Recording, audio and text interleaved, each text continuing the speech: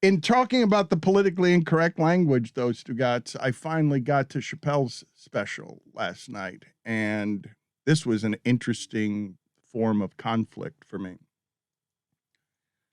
I told you I saw Chappelle when he was at the Hard Rock.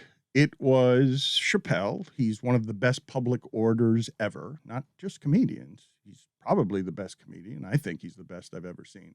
But public orators, he's up there with Martin Luther King, Farrakhan, wherever it is that you go with public orators, great speakers, he's at the top of the list.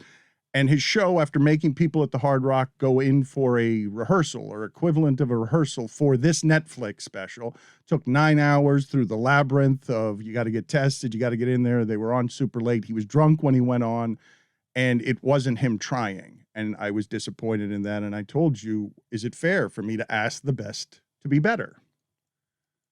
Ask the best to be better. And it's what I'm about to do now after watching his special, because I was pleased that he didn't use anything from what it is that he was working on to sharpen that act. And these, you know, I'm fascinated by stand-up comedy. The art of it, the sculpting, those acts take a year to prepare before they're put in television. The memorization, the notes, the music in it, the word choices, they're very specific.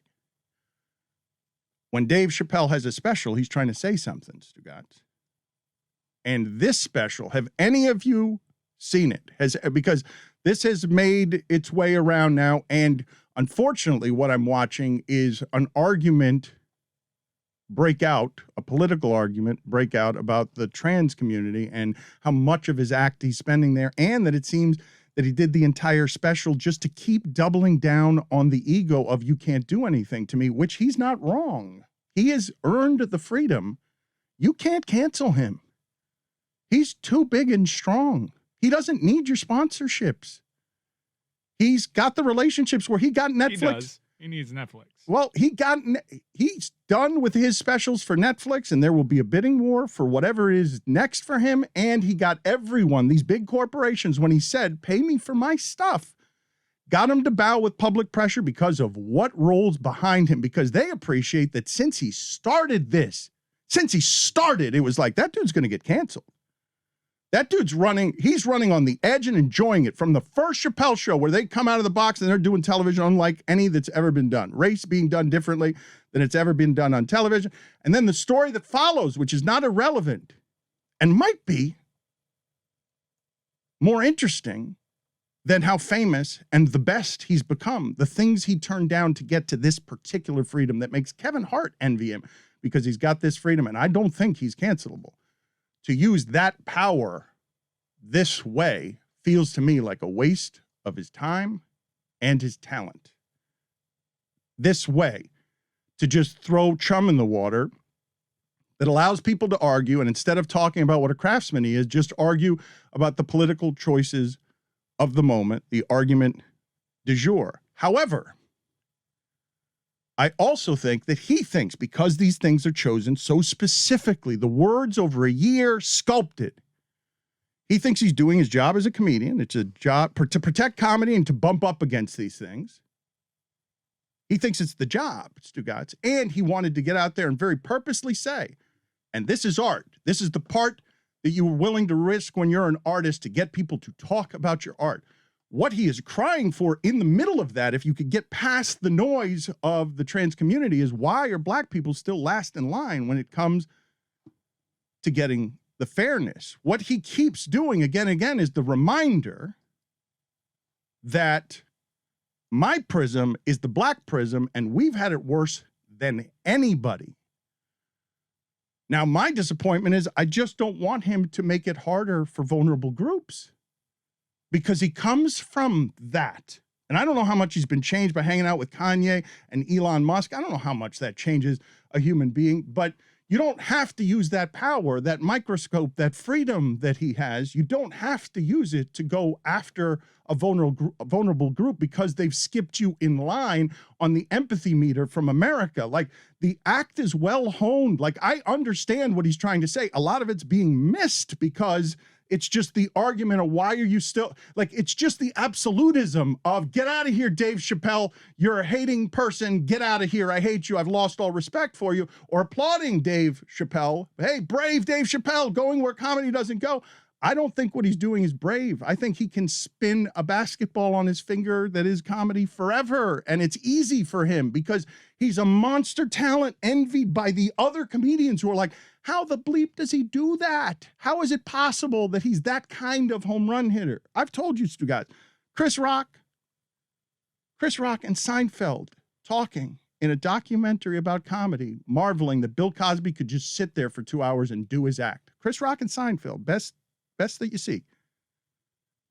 Just being like floored because Bill Cosby could just sit up there and do it without having to sculpt every word on where the laugh is. Roy, what did you think of the special? Well, for certain parts of it, I thought he was trying to explain away everything that he said about the trans community over the past couple of specials and over his career.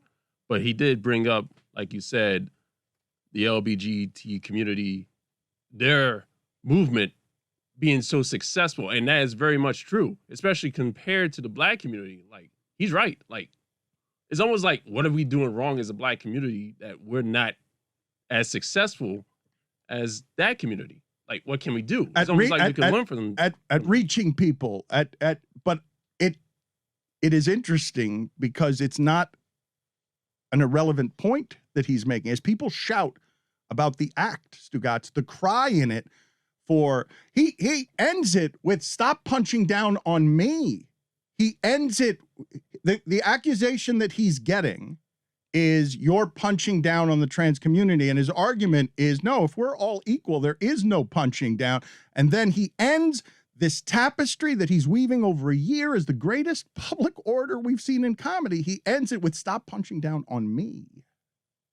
I think the biggest criticism that I've read about this special that I will admit I haven't watched yet is that he fails to recognize that these issues are intersectional, that there are members of the Black LGBTQ community who are desperate for him to stop punching down on them, and that for there to be any sort of progress, that we're all kind of working towards the same thing, right? Like, it's not one versus the other. It's not like one marginalized group versus another marginalized group. I know trans violence is a Black issue because Black trans violence in particular is astronomical compared to other groups.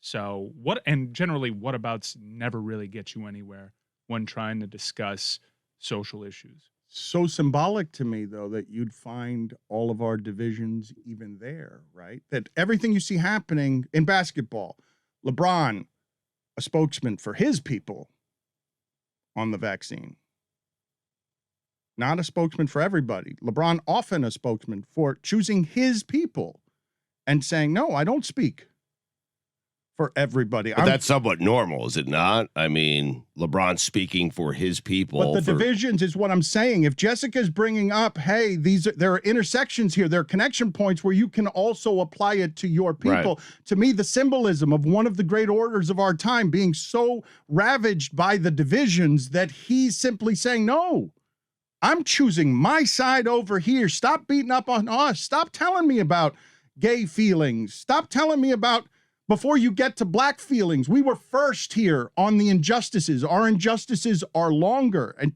to me, that's what art is. He's in the middle of the conflict of our times, telling you, going to the third rail, going to the rail where he knows it's dangerous with more freedom than any comedian has ever had before. And he's telling you, I want to be heard on this. And I can't tell whether it's just his ego because I can, or whether he actually wants to make the larger statement, because that dude was heartbroken for 9 minutes off of the top of his head when he was talking about George Floyd, and people were expecting funny, and he went with 9 societal minutes where everybody was hypnotized because they were like, oh my God, the way this guy speaks about it is like no one you've heard. It's a pig-headed rationalization that he's spent 5 specials trying to craft, and he's finally found himself here, and he just perpetuates nonsense. It's actually below him, considering where I put him, and I'm going to stop elevating him to a degree because just admit you were wrong. Show an evolution. Help. Don't perpetuate the same violence with your words. What is your base? Are you speaking for all Black people here? Are you just speaking for black men or just black men that think like you?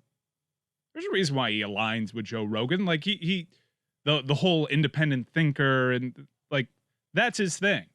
And to try to intellectualize what he's saying in this is kind of, to me, gullible. Because to me, it's very clearly just him trying to work through a rationalization because he won't give you, like Joe Rogan won't give you, the satisfaction of admitting he was wrong. That's really at the heart of what's going on with the vaccine in this country. It's the last line of defense that a lot of people have to hold over you. You can take my president. You can tell me everything I believe is fake, but you cannot make me put this in my arm. And I will be damned if I let you have that on me. There's no stronger force in this country than men refusing to admit they were wrong. Spoken from the Which is why experience. I'm still not totally sold on Justin Herbert.